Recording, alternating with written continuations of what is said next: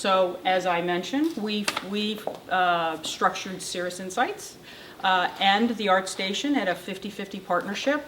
We were both active members of a partnership. And for the Art Station, why did we decide to do that?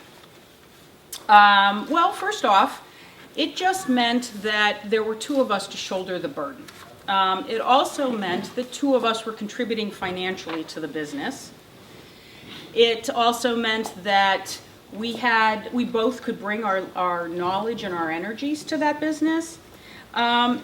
It was also helpful in tackling all the challenges, but it was also just good to have somebody to commiserate with if everything wasn't going really well.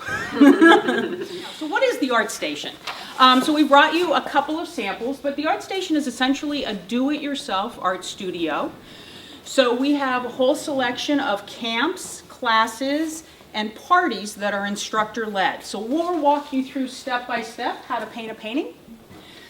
We also have, and for camps, it's they may do 2 to 3 projects a day over the course of a week. They're all theme-based, and we have a range of ages that we'll do for camps for kids. And then parties, we both offer kids and adult parties, and a variety of topics and subjects that you can do. You can always choose your own painting as an adult.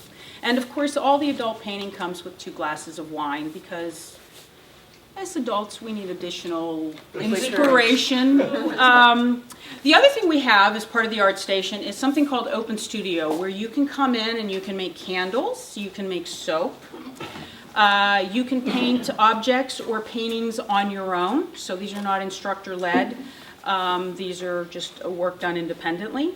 Also, the brushes, the paints, the tempera. Yes to all of that, as well as aprons, because art making can be a messy business. So, yes, all of that is available. So for candle making and soap making, obviously, we provide you enough instruction to do it, but you work fairly independently to do it.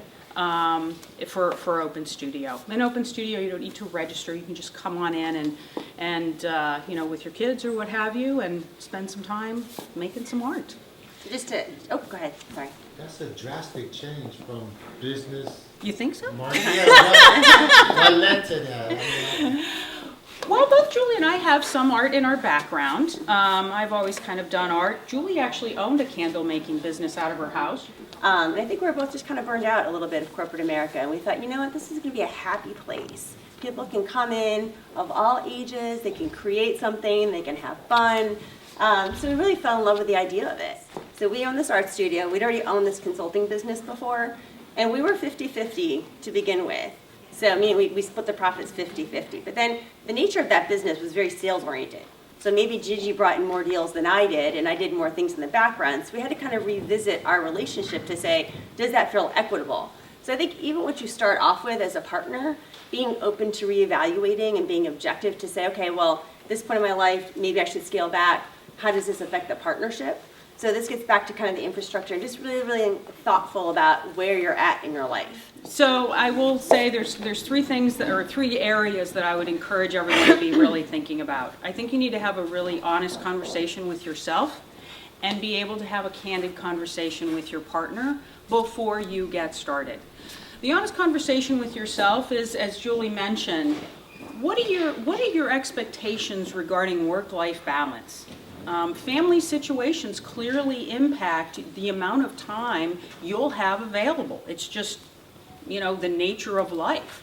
And then what kind of balance or free time do you want on top of that? So I think you need to be really honest with yourself about that. And I think you need to have a candid conversation be able to have a candid conversation with your partner about what your expectations and needs in that regard are. While we may be corporately structured as a 50-50 partnership, I will tell you, no partnership is 50-50 100% of the time. A lot of times, it's 80-20. And if it's 80-20 at one point for me, I guarantee you the thing you need to have is enough respect and consideration and belief that there are going to be times when it then is 20-80. So it's never always an equal situation. So the second thing you're going to need to ask yourself honestly is, what are my true skills? What am I bringing to the table? And how does that complement what your partner has? So I mentioned that both Julie and I came from marketing. And on one hand, you could say, oh, you guys both have exactly the same skill set. How is that different? Marketing is a huge range of things, and I will tell you that Julie is incredibly creative. She brings just an ability to come up with ideas like this. She can develop communications. She's an award-winning copywriter. I mean, she just has this great creative ability to generate ideas. That's not my skill set. I'm in marketing, but the kind of things that I bring to the table are much more analytical in nature. So, did a campaign work? If it did, why did it? How can we apply more of that to our strategy going forward? So, it's a much more kind of financial analytical approach to marketing, whereas Julie's is much more creative. And understanding that and being cognizant of what those skills are is incredibly important. I will tell you, when you're opening any business, especially a retail business, your biggest challenge is time. There are 5 million things you need to do and only a set amount of time to do them in. So, dividing and conquering is clearly one of the benefits of partnering. But again, you got to be able to trust your partner and know that, you can come back together, agree to disagree on things, know when to compromise and know when to go forward. So when we were opening, I took on things like finding our attorney, finding a contractor, figuring out what we could afford from an inventory perspective. What are all the prices on things going to be? What's our inventory system look like? Things that are financial in nature, and in fact, set up the entire financial system for the business. Julie, on the other hand, found all of our artists and got us creating a whole collection of artwork that we would have to start the business, to have when we opened. She also developed our entire website, or worked to get that all put together. What's the tone? What's our brand look like? What's the whole visual imagery of our website? What are all our in-store communications, wrap cards, things that we would hand out to tell people about our business? One of the things that was difficult for us is that when we started, brand new concept, people, what is it? What is the art station? So we needed to figure out, how do we tell that story in a quick, easy way that is engaging and to get people engaged into what we were doing and want to come back to do it. So we spent a lot of time that first year, and Julie created all those communications to do it. The final thing that I'd really recommend you talk about up front before you get started into going down a path with a partnership is what your desires are longer term. So if, for example, one partner wants to grow this business and keep it for many, many years and have their children take it over, and the other one wants to sell it as soon as it looks sellable, then, hey, you better talk about that. You better be really clear up front. It's just really valuable to understand what the expectations are, and it's not that they can't change. The important thing is that you're able to talk about it with your partner in a very open and candid way, and know that you're not going to agree on everything. So, and having some of those conversations up front and getting that stuff in writing is going to definitely help you as you go down the road. So there actually is a legal document that we have because we are incorporated. And it is an amusing, interesting, and somewhat awkward conversation that you'll have with an attorney who will ask you all these questions, and then you go back and talk about them with your partner.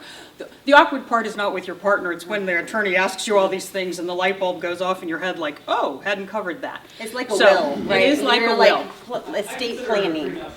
Exactly. Yeah. Exactly. But it's good that they put all those in front of you. It's great that they force you to put that on paper, because it does help you clarify in your own mind, hey, are we in agreement?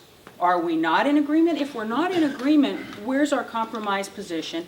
And again, it's not that something can't change, it's that you, hey, talked about it, and this is the degree of change that I'm looking for. So again, I kind of liken it as a marriage you really can't get out of. Even if you have a contract for whatever the term is, so we've got a 5-year lease.